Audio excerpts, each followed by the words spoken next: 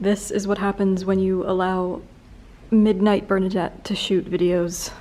What? Why? Why? 4 p.m. the next day, Bernadette is rolling with this situation. Strawberry and peppermint with black peppercorn is objectively the best tea. It sounds like it shouldn't be the best tea, but for some reason, black peppercorn actually tastes really good in tea. Who would have thought? Anyway, hello, welcome to September. Oh my goodness. It's been a year, I guess, but I am in much better spirits this month than I have been in previous months. Not that I've been in low spirits, I've just been in very busy spirits. But as of last week, all of my big projects for the year, I say as if something's not gonna come up in the next few weeks that I'm going to throw myself into, but my big planned projects for the year have all now wrapped. The book is in, edits round 1 and edits round 2 are in. I don't have the next round of edits, the final proof copy, until October, so that is well off the plate for now. I've also now completed the Skillshare course. That happened last week. I will tell you all about that. That was insanity. It was a time, it was an experience. The move, obviously, is now complete. I just say that because that was the big major project occupying the first third of my year.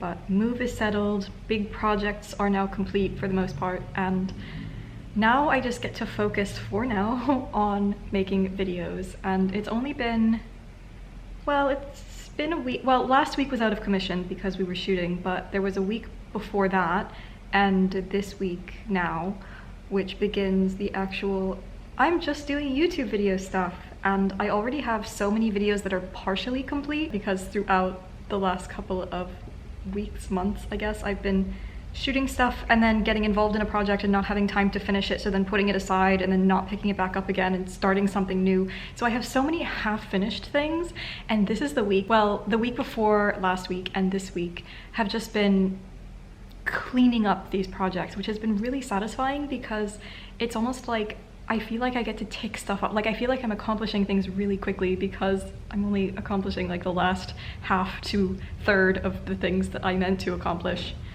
months ago. So I know I feel like I keep talking about various projects, saying this is what I'm working on this month, and then you just never see the results of that. Well, hopefully that is all coming soon, now that I actually have time to devote solely to YouTube for now. So the week before last week, I completed a black walking skirt, which you probably saw in that workroom vlog that I put out last month, or the beginning of this month. She is not in my workroom right now, so I unfortunately can't show you, but she's, I mean, she looks exactly like my Lady Sherlock walking skirt, except she is in this beautiful black wool, the same black wool I actually used for the Hamilton Spencer. So it's that nice, like, lightweight black wool that looks really nice and solid from afar. It's so great. I have already worn that a ton. I love the way it moves. It's so, like, long. It's got a little bit of a train on the end, which is a little bit dangerous for wearing out, but it just looks so majestic. I wore it on the last day when we were shooting B-roll for the Skillshare class. We have some beautiful footage of that, wearing the skirt, and that skirt just swooshing around St. Pancras Station, which is where we were shooting some of the external B-roll. So that is a project complete. I have the split skirt very nearly complete now. That is a project that I am going to be working on over the next week, although next week might actually end up being quite busy. I will let you know my plans. Hopefully. It's still a little bit up in the air, nothing's confirmed, but my custom dress form, which I have been working with Beatrice Forms, I bought a form from them. We're working together in the sense that I'm going to do some promotion for them, because why not? They're a fantastic company, but I did pay for it myself because I just feel weird because I make money off of my YouTube videos, so it feels weird for me to get free stuff to promote to people and get paid from the video, even though I get the thing for free to recommend, but the people I'm recommending it to have to pay for the thing. When I do these sort of promotional things, I like to pay for the actual product myself so that I have put forward the same amount of money that the people I'm recommending it to will hypothetically be putting forward. So, you know, because you're more likely to recommend something that didn't cost you a significant portion of your paycheck. That dress form is not cheap. So I didn't want to be that kind of person. So anyway, that is very nearly on its way here. Well, it has to go, technically they don't ship internationally because, especially to the UK, just because our Brexit situation is not ideal, and the customs import duties for businesses really is just astronomical fees. Like, it would cost just as much to import the thing as it would to ship it. So I'm having it sent to someone in the US who is then going to, because I still have, when you move to the UK, you can apply for a transfer of residence, which is basically a form that exempts you from the import duties on your own stuff. So like, when I was moving my whole studio here, I had like 12 boxes full of fabric and tools and production equipment and antique garments, and it doesn't make sense to pay import duties on stuff that you already own. So thankfully they exempt you from all of that. But that TOR, that transfer of residence, is valid for a year. So I actually don't think you're supposed to use it for new stuff. So this actually might not count. Please don't tell the authorities. The point of that being, I think they're finishing up the dress form this week, shipping it out either late this week or early next week. So that actually should be with me by the end of the month. What also should hypothetically be with me by the end of the month is the bookshelves that are supposed to go here that I've been waiting on to finally make a workroom tour. Although by now I feel like people have already seen so much of my workroom that doing like an official workroom tour doesn't seem like interesting content. You kind of just see everything that already exists. I didn't film the putting together process of it. Well, I started and then I was like, this feels very personally invasive, so then I stopped. So I don't really have a video of putting together the workroom like I did back with the last one in New York.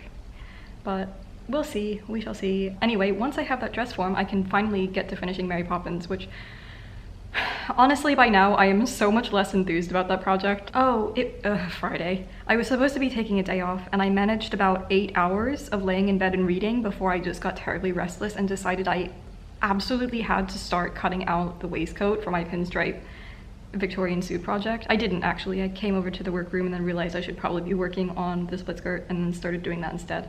But anyway, I have the pile of pinstripe just sitting right here, so the point being, it's autumn now. I really just want to be working with all my wools and tweeds. I want to start draping that black cape that I was talking about in that vlog, finish the split skirt, do this Victorian pinstripe suit project. There are so many projects that I really want to work on right now.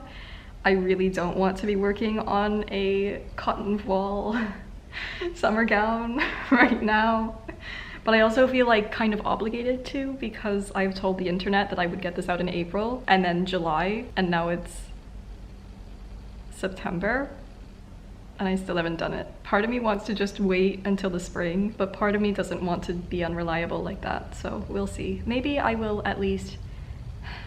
I am traveling back to New York at the end of September. I have a video scheme going on there. Also, I have a couple of things that I need to wrap up back in New York, which I didn't have time to do before I very hastily had to leave. So I don't actually have as much time as I think I do to get stuff done in September. I don't know what I'm gonna do. I'm just going to work on the stuff that brings me joy within that moment of the day. Right now, at least for the next week, I can say that project is going to be split skirt because I also really want to get that done. I started this project at this point over a month ago, and I really want to get this done. I think I just need to stop talking about my projects until they're like on the cusp of being finished. That way I don't end up not only disappointing people, but living with the guilt of knowing that I'm disappointing people. There's nothing I hate more than empty promises. Getting all excited about a project or about something and then just having to wait for ages for it, or it just not ever happening at all. That makes me ragey, so I apologize if I'm inflicting that pain upon you, but I'm going to endeavor to be much better about that in the future. I feel like August just flew by.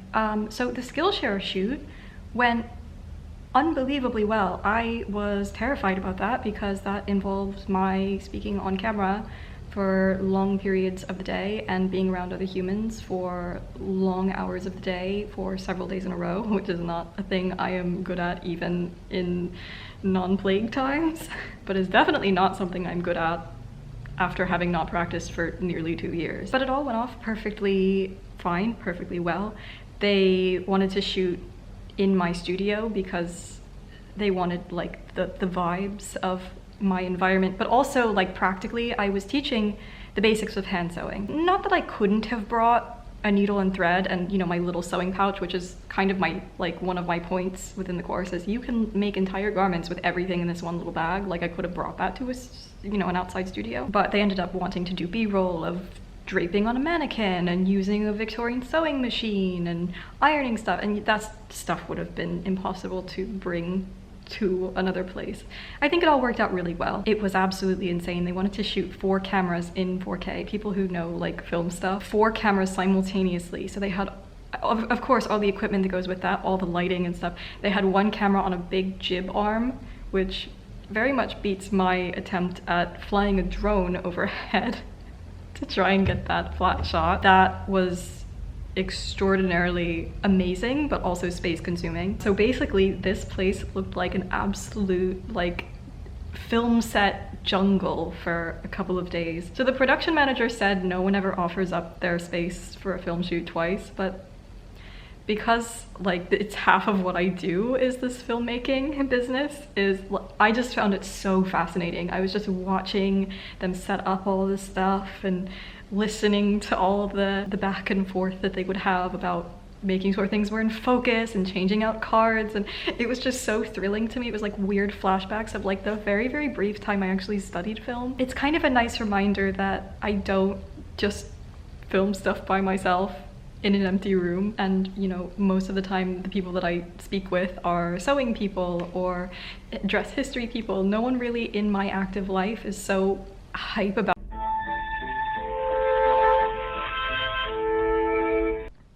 So it was just kind of really nice to be around people who got that hype. I would just walk in every day. You know, we had the curtains closed and stuff, just, you know, to regulate lighting. It actively looked like a film set in here. You actively like could not walk places because we ended up moving around all the furniture and we had to shove some of the furniture out of the way, and it was a very thrilling couple of days, and I absolutely could not use this room as a functional sewing room for those couple of days, but I couldn't have anyway, because by the end of the day I was just deceased.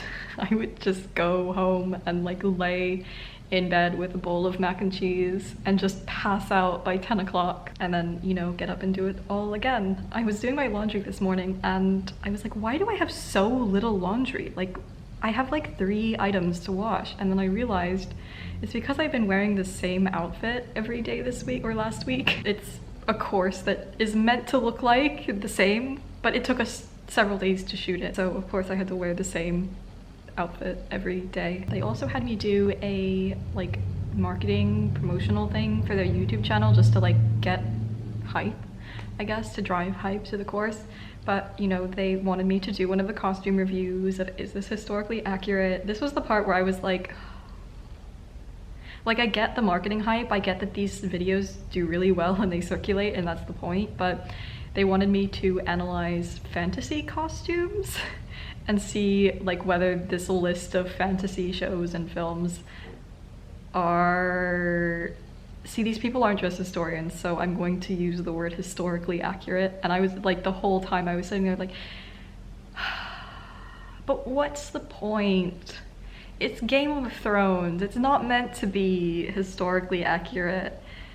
So I went on a couple of like philosophical rants about like the nature of historical accuracy and gave them a couple of little biscuits of like, this vaguely resembles a Tudor gown. But it was like the most, that was a very unenjoyable part of the process. When I do costume reviews, I'm always like, because they also didn't want me to script anything, and you know, I script everything because I'm very careful about how I word things and what terminology I'm using and what sources I need to back up with citations. And you know, I can't just wildly make a claim and then not have evidence to back that up. They wanted me to do none of that. So yeah, that made me very much uncomfortable, but we'll see how that goes. It's supposed to be just a quick little like 3-minute thing, I think. Anyway, plans for September. What is happening in September? Well, I definitely want to get back to sewing in the time that I have. This first week is just devoted to finishing up little filming projects that I've half started or most of the way started. So I actually just finished one video. My sibling has gone freelance, has quit their day job and gone freelance. So that is very good news for me because my sibling edits videos and understands my style and knows how to sew.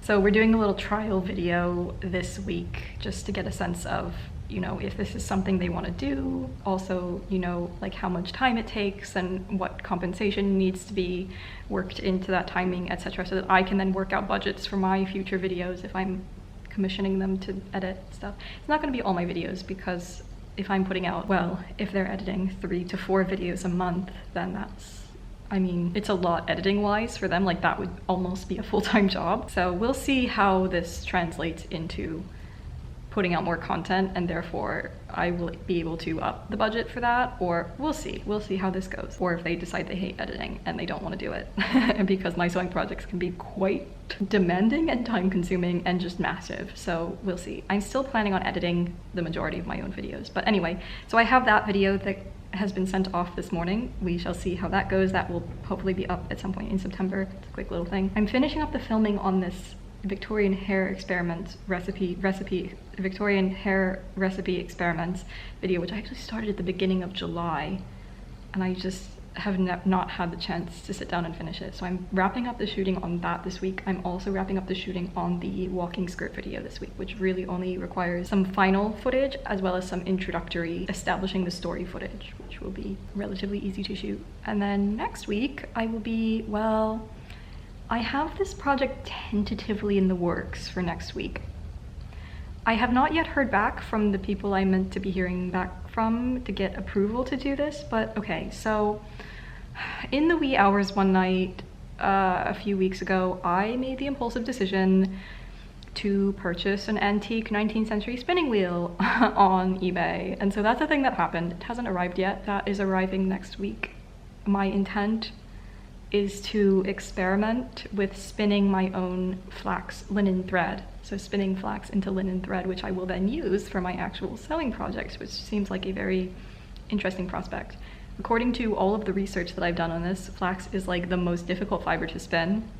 Spinning thread over yarn is even more difficult, but would I even be adhering to my own character if I were not jumping in and attempting the most difficult task that one could possibly attempt within one aspect of craft? No. So that is what we are going to attempt. If anything, it will make a very hilarious video if it does not go well. Not 24 hours within my impulse purchasing this spinning wheel, Abby sent me a post from a flax farm who have done a little flax growing experiment this year and are harvesting a bunch of flax next week. So I've just reached out to them to say, so would you mind if I came and filmed your flax harvest? That would be a really great part of the video, just to go from growing the flax, harvesting the flax, they have to rot the flax for a bit, and then you like smash it to like get the fiber out, and then go on to spinning it into thread. That would just be such a cool video. So hopefully they'll say yes and I can go and do that next week. That would be so much fun to see personally, but also to film. It will make such a great video. So that might be a little bit of a trip that I make next week. As of earlier last month, I am now double vaccinated, which is super good news. Initially, my second vaccine, they were scheduling vaccines like 3 months apart here in the UK, and my second vaccine was not scheduled until September. I was very sad about that, but then COVID started getting really bad and they decided to start moving everyone's vaccine appointments up. So I was like, yes, please, I will take that second vaccine right now. That has been done. I feel not free because we are not free, but I feel definitely a lot less stressed. I know so many of my friends and colleagues my age who had their first vaccine and then got COVID. So I'm like, double vax, do the thing. So I do feel slightly better about doing this trip as well as later in the month going to do the little New York adventure, which I'm low-key a little bit not looking forward to because I'm still like travel stressed from the last time I had to fly earlier this year here, which was not a good time. I can't say I recommend it, but maybe things are a little bit better right now. I've put it off for a while. It's something that needs to happen. So this flax video will probably be going into my little traditional craft series that I've been pining about all year but not being able to do because of pandemic things. This was not something that I was planning to make into one of that video series, but if I do get the Flax people involved, like that will be perfect. I've decided I'm going to actively start kicking that series into motion next year, start of 2022. I will start planning those out and getting the logistics set for those and budgeting those out, because those will be a little bit more production-y. Those videos are going to require a bit more traveling around and recruiting people to help me with camera work and logisticizing and stuff. So I'm very much looking forward to getting some more people involved and doing that. That series is like, hits me in the soul. Like that series is the reason I have a channel in the first place, I feel like. So I'm very much looking forward to actually getting that series into motion, aside from, you know, the smattering of those videos that I've been working on over the last, well, nearly a year now. I feel like that's kind of it in terms of updates for this month. Yes, I shall speak to you again next month. I will look forward to seeing you again soon, and I hope that you have an excellent month, and I hope that you had an excellent month, and do something cool, right? Yeah.